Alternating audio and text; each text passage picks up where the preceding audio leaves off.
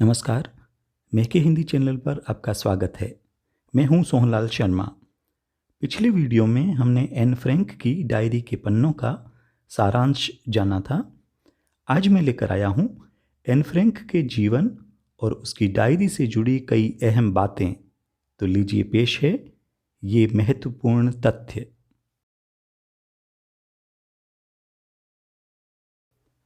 Diary के पन्ने अध्याय एन फ्रैंक की diary the diary of a young girl पर आधारित है।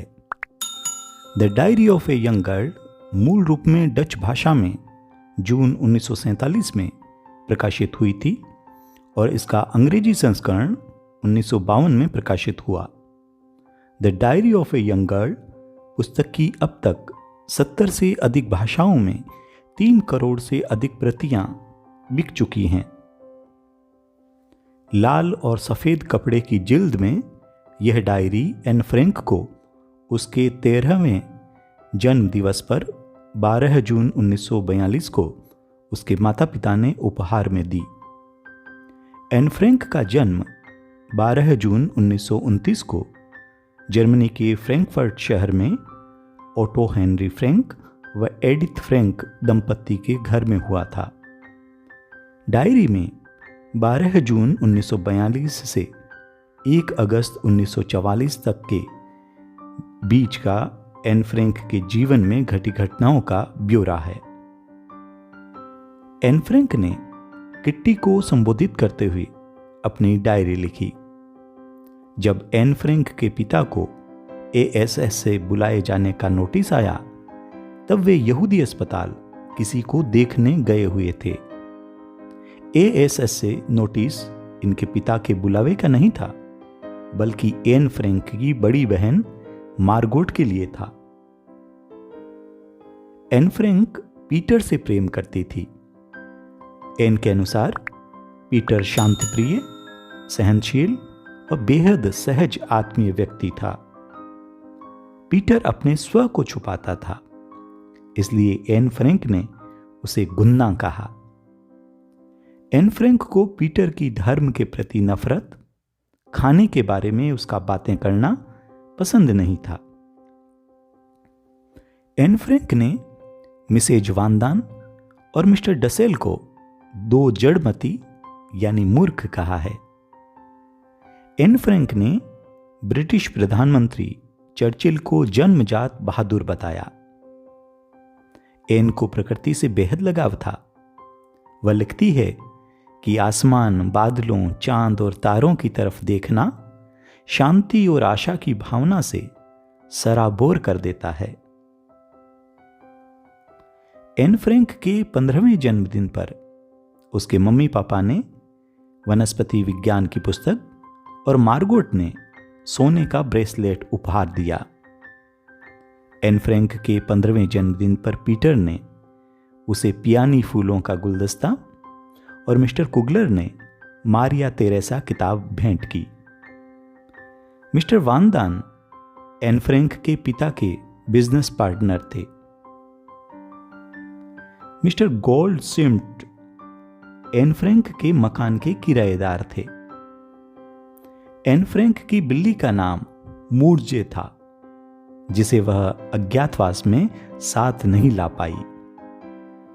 एन फ्रैंक के पिता की 16 जुलाई 1942 को अज्ञातवास में जाने की योजना थी, लेकिन 5 जुलाई को central office for Jewish immigration से मार्गोट के लिए बुलावा आने के कारण अगले ही दिन घर छोड़ना पड़ा। अज्ञातवास में छिपने की जगह एन फ्रैंक के पिता के ऑफिस की इमारत में थी, जिसे सीक्रेट एनेक्सी कहा गया। एन फ्रैंक यहूदी थी और यहूदियों को पहचान के लिए पीला सितारा पहनना पड़ता था। अज्ञातवास में पूरे परिवार की मददगार रही मिएप गीज 1933 से ही ओटो फ्रैंक की कंपनी में काम कर रही थी। श्रमिकों के लिए काम करने का स्थान और भंडारण के लिए गोदाम इमारत के तल मंजिल पर था, जिसके ऊपर एन फ्रैंक का अज्ञातवास था।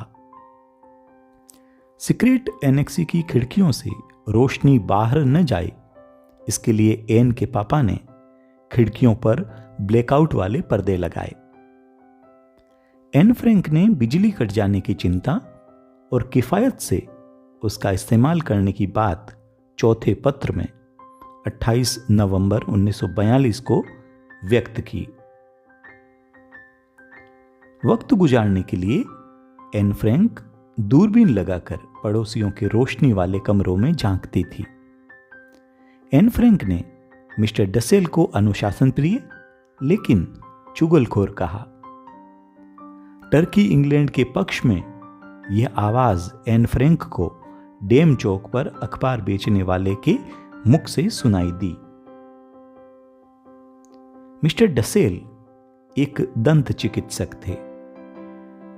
एन फ्रैंक ने हिटलर का घायल सैनिकों से सवाल जवाब का कार्यक्रम रेडियो पर सुना।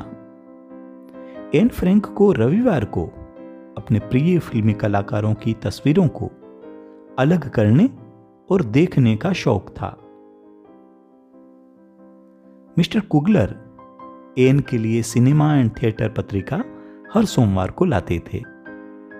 सीक्रेट एनेक्सी में कुल 8 लोग छिपे थे।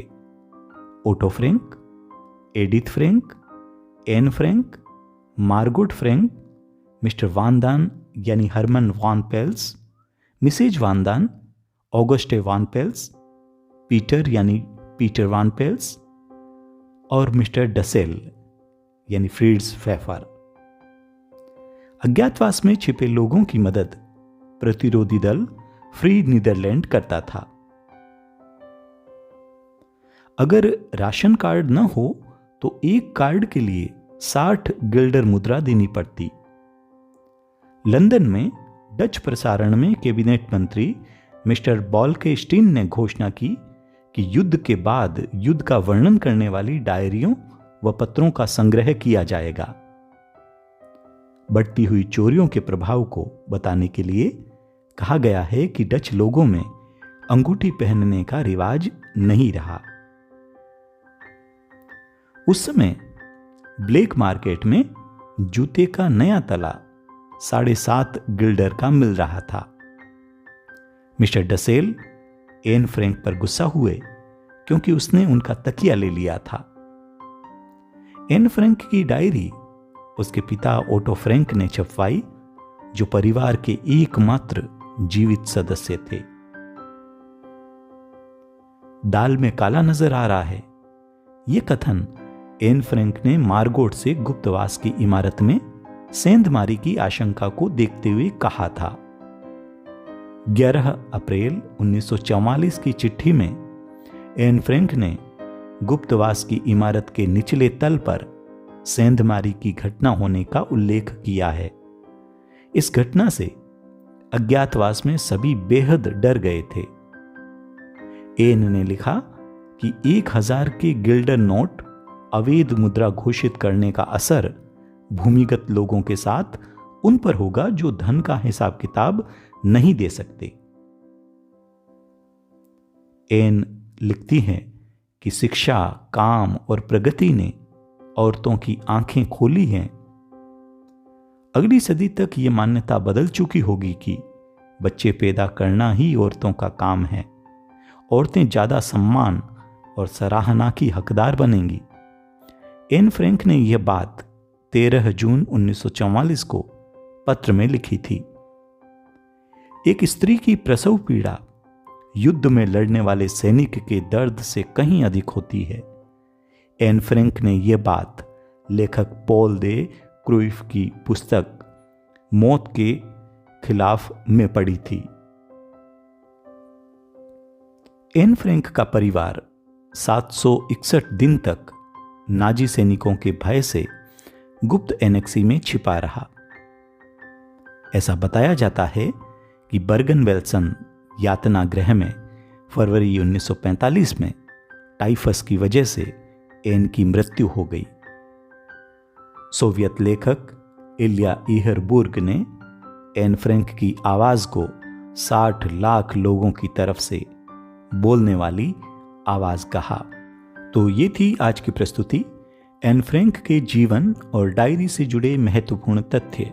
ऐसे ही उपयोगी वीडियो के लिए चैनल को सब्सक्राइब करना न भूलें। आज के लिए इतना ही। धन्यवाद। नमस्कार।